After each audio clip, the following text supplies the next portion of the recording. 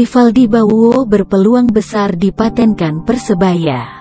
Dikutip dari bola.net, mantan penyerang Arema FC, Rivaldi Bauwo berpeluang besar dipatenkan Persebaya Surabaya. Menyusul penampilan apiknya bersama Green Force di Piala Menpora 2021, Rivaldi Bauwo didatangkan Persebaya untuk menambah kekuatan di lini serang. Pemain tersebut berstatus trial dan dipantau kemampuannya dalam turnamen pramusim. Pelatih Persebaya, Aji Santoso, mengaku sudah berkomunikasi dengan manajemen terkait Rivaldi Bauwo. Namun, masih menunggu keputusan lebih lanjut. Untuk Rivaldi Bauwo, saya sudah berkomunikasi dengan manajemen, ya nanti mungkin kami lihat ke depannya seperti apa, katanya kepada bola.net.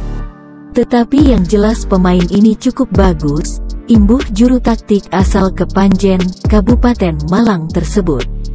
Rivaldi Bauwo sendiri menjalani debut bersama Persebaya melawan Madura United pada pekan kedua grup C. Dia masuk pada babak kedua menggantikan Akbar Firmansyah.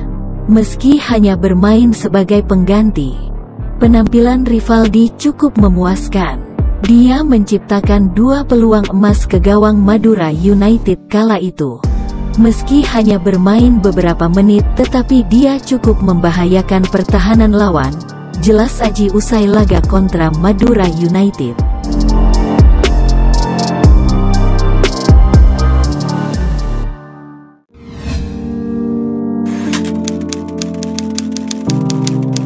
Azrul Ananda tidak menyangka pemain muda Persebaya tampil impresif di Piala Menpora. Dikutip dari bola.com, keberhasilan Persebaya Surabaya memetik 2 kemenangan di grup C Piala Menpora 2021 membuat banyak pihak terkejut. Pasalnya, mereka menjadi satu-satunya tim yang sukses menyapu bersih laga dengan hasil maksimal sejauh ini. Terlebih lagi, Persebaya Surabaya mengandalkan pemain muda. Dari 25 pemain, 11 diantaranya masih berusia 21 tahun ke bawah. Bahkan, 5 diantaranya secara reguler mampu menembus starting 11 di Piala Menpora 2021. Selain itu, Persebaya juga tidak merekrut pemain asing untuk memberi kesempatan kepada pemain muda. Tim berjulukan Bajul Ijo sukses memetik kemenangan dengan skor identik 2-1. Masing-masing atas Persik Kediri dan Madura United. Presiden Persebaya, Azrul Ananda, mengirim apresiasi kepada para pemainnya yang telah berjuang maksimal di Bandung. Kebetulan, Piala Menpora memberi kami kesempatan untuk memainkan pemain muda binaan dikombinasikan dengan pemain senior. Sekarang, masyarakat baru melihat potensi anak-anak ini.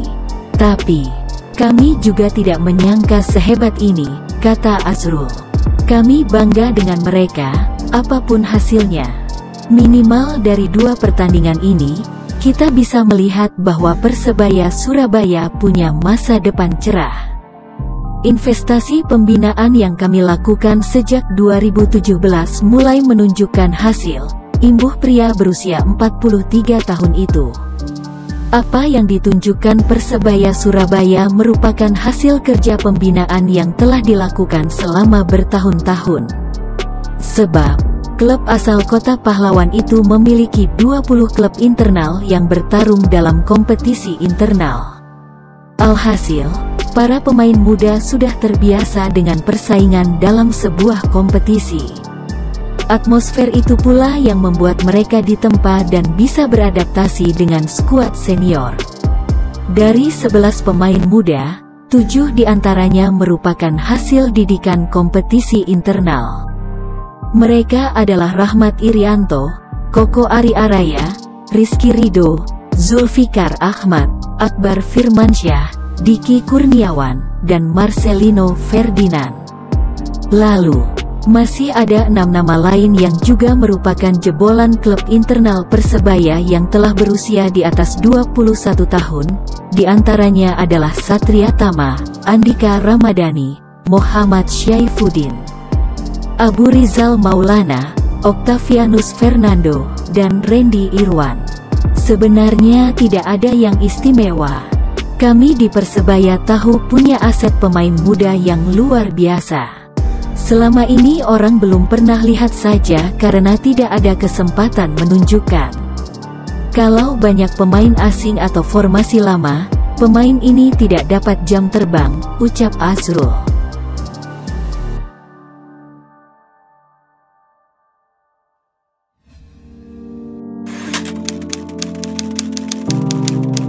Modal nekat ke Kroasia, Brilian Aldama minta doa restu. Dikutip dari cnnindonesia.com, pemain Persebaya Junior U19 sekaligus pemain Timnas Indonesia U19, Brilian Negiehta Dwiki Aldama, bertolak ke Kroasia pada Kamis tanggal 1 April dengan modal nekat alias bonek, karena tidak ditemani siapapun.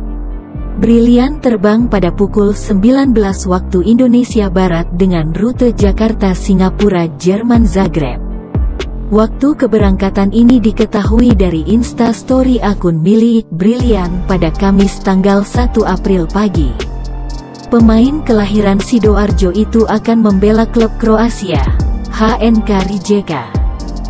Kepastian kontrak Brilian dengan HNK Rijeka terkuak pada akhir November tahun 2020, berdasarkan keterangan Mirwan Suwarso, penggagas program Garuda Select. Kepada cnnindonesia.com, Brilian membenarkan akan terbang ke Kroasia pada pukul 19 waktu Indonesia Barat. Yusdianto, ayah Brilian, tak akan mendampingi sang buah hati merantau di negeri kawasan Balkan tersebut. Tak ada pula perwakilan Garuda Select pula yang akan ikut terbang. Saya terbang sendiri saja. Bonek bondo nekat atau modal nekat, ucap Brilian sambil tertawa. Kondisi saya saat ini fit 100%. Enggak ada cedera juga. Aman semuanya, ucap pemain berposisi gelandang bertahan atau juga day playing playmaker ini. Pemain yang memiliki bisnis pakaian ini meminta doa dan dukungan masyarakat Indonesia untuk membuatnya lebih kuat dalam mencoba peruntungan di negeri orang. Doakan saya semoga selamat sampai tujuan dan bisa beradaptasi dengan cepat di sana, HNK Rijeka, dan bisa sukses. Harapan saya kepada masyarakat Indonesia semoga tetap support apapun kondisinya, ucap Brilian. Pemain yang namanya mulai dikenal pada 2016 ini akan dikontrak selama 18 bulan. Jika berkembang dan memenuhi ekspektasi, kontrak Brilian akan diperpanjang. Brilian menyusul beberapa pemain Indonesia yang lebih dulu mendapat kontrak bermain di Eropa seperti Egy Maulana Fikri, Witan Sulaiman, dan Bagus Kahvi. Perlu diketahui, HNK Rijeka merupakan sebuah tim sepak bola Kroasia yang bermain di divisi utama Prva HNL. Didirikan pada tahun 1926. Berbasis di Rijeka, klub ini bermarkas di Stadion Kantrida yang berkapasitas 12.600 penonton.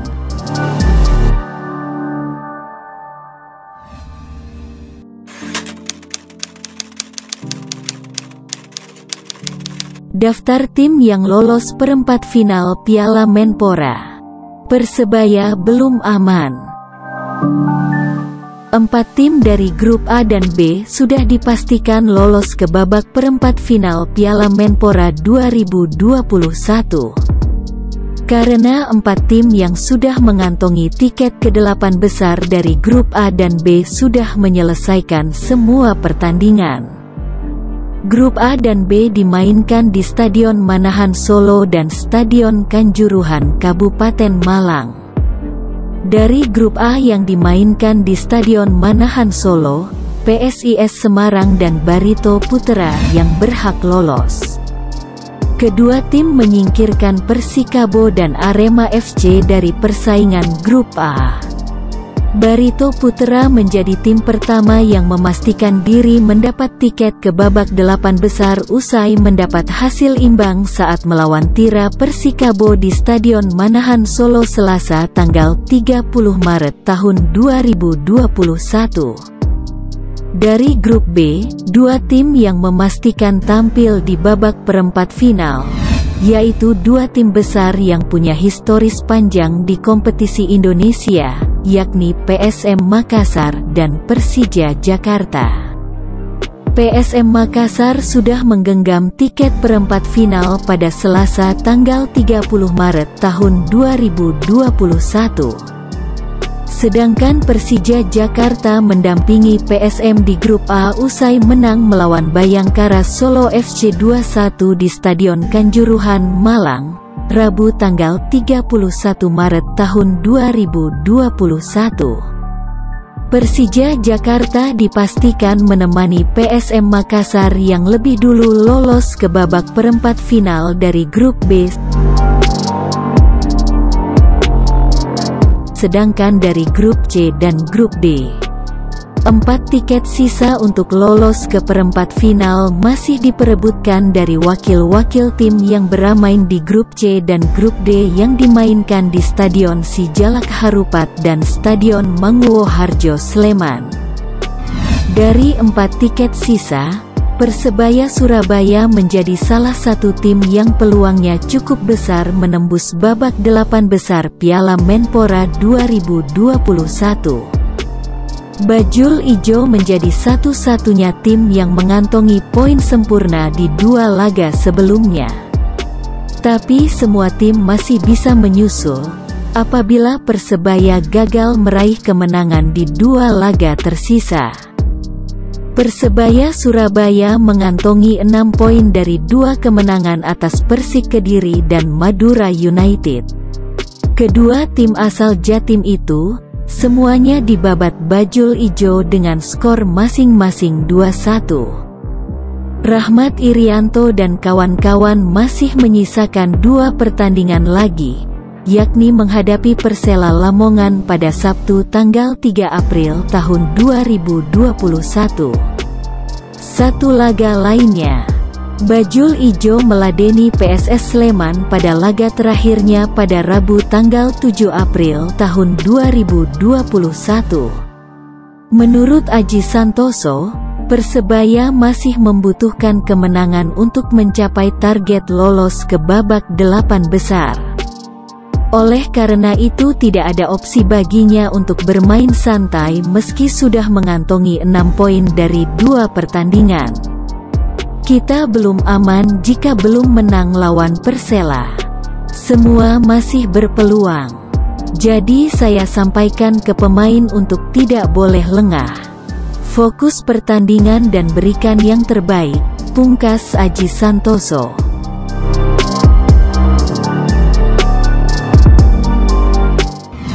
Dari grup D, 2 tim yang sementara berada di posisi 1 adalah Persib Bandung dan di posisi 2 adalah Bali United. Untuk Persiraja dan Persita ada di posisi 3 dan 4. Tentu persaingan di grup D masih belum aman untuk tim pemuncak klasemen grup D.